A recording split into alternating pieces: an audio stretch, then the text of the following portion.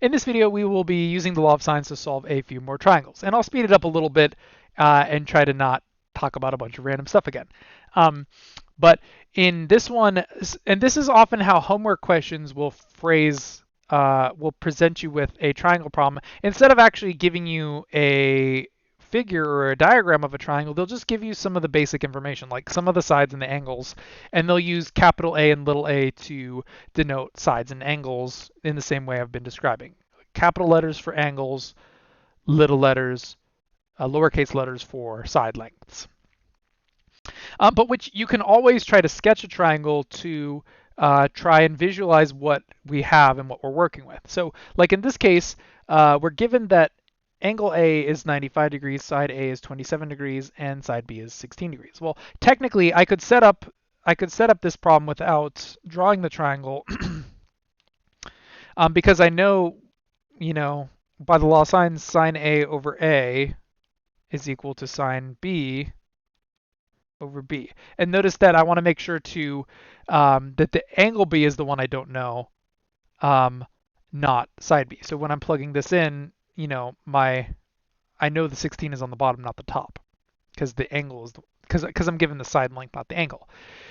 And from this I could conclude that I could solve B because it's the only unknown in this equation. And I would need to take the arcsine. I could cross multiply by the 16 and then take the arcsine to cancel the sine.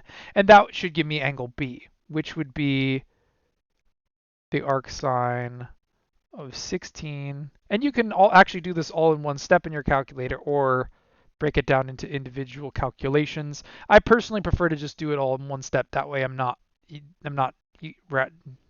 creating any rounding error as I'm doing the intermediate calculations. But this gives me 36.2 degrees.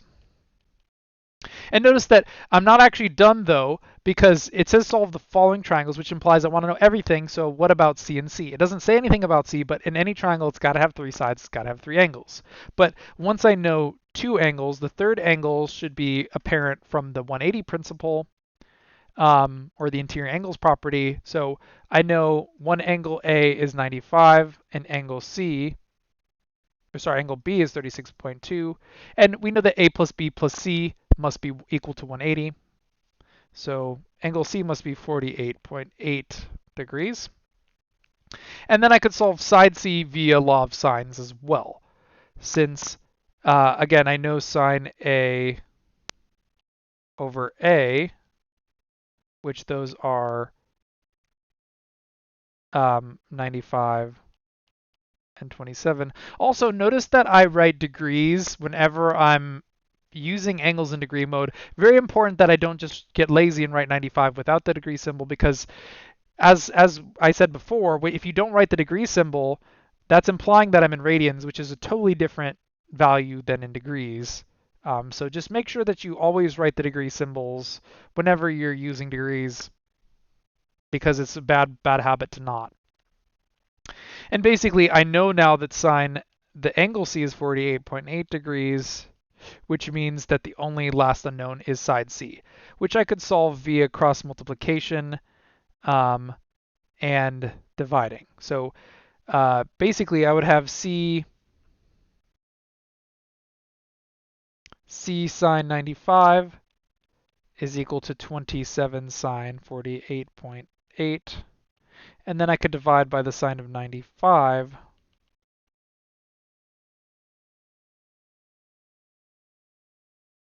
To get side C. And again, notice I'm not using an arcsine here because my unknown is the side, not the angle. Where here, I did use the arcsine because the unknown was the angle. But anyways, let's go ahead and type that in. And be very, very careful. Make sure that your calculator is in degree mode when you're doing any math involving triangles, because we're always using degrees for our angles. And if your calculator is set to radian mode, you're going to be doing a bunch of math, but it's all going to be getting the wrong answer because your calculator will be interpreting what you plug in as radian measurements. But anyways, our final, answer here, we could solve the other three things. And this is kind of what we're looking for in these questions, is if we have a If we're given 3 parts of information, find the others. But I also recommend sketching the triangle because it's important not just to view this as an algebraic exercise, but to remember that we're actually solving a real triangle. We could actually construct this triangle with paper and a ruler or whatever, as I was saying. But let's say I was going to go ahead and do that. I could start with the information I know. And generally, when I'm sketching a triangle, I would start by drawing the angle that I have, because drawing side lengths is kind of hard if you don't really know. The angles are a little bit more helpful in determining what I know, but like basically I could start with angle A, which is 95 degrees. It's slightly more than a right angle if I'm trying to draw that. So 95 degrees, there we go. And then if I want to do side lengths, well, I know side B is 16 and A is 27. So unfortunately, I don't really know much more than, let's just say I was going to call this side B, which is 16. It doesn't really matter which one I choose to be that. But also what I know is that side A must be 27. And side A is going to be across the triangle from that angle, which would be that one right there. And what I would want to make sure is that these sides are relatively, they seem about right based on the scale, 16 to 27. That's close enough with regards to the angle. So this sketch I think would be decent enough for beginning the problem and imagining what I have going on. And then when I'm solving the rest of it, I could see, well, do my solutions seem pretty close when I'm actually solve them algebraically? But what I solved is that B was 36.2. Yeah, that looks about right. C is 48.8. Notice how they all seem very, very close to the proper angles, and side C is 20.4. It worked out pretty well. And if you actually use a ruler and protractor, you could actually solve these without using law of sines, just by measuring them all out too. But it's important to know that while we could just construct them and measure them, the law of sines is like the algebraic approach to finding all that information, and it's way more exact than we would be if we were just going to construct the triangle and measure out those quantities from there. So this wraps up our talk on the law of sines. There's plenty more practice on the packet there. I think I'm going to go ahead and skip there are some cases where these generic problems could produce 2 hypothetical answers, but I don't think that's really worth our time. And I think this week's lecture has been plenty long at this point. So next week we will start working on the law of cosines, which is very, very similar to this.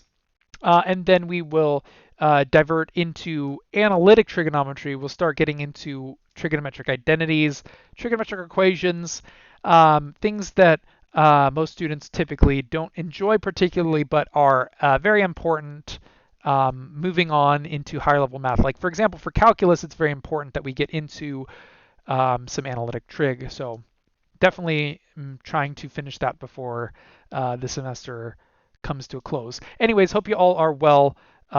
See you next time.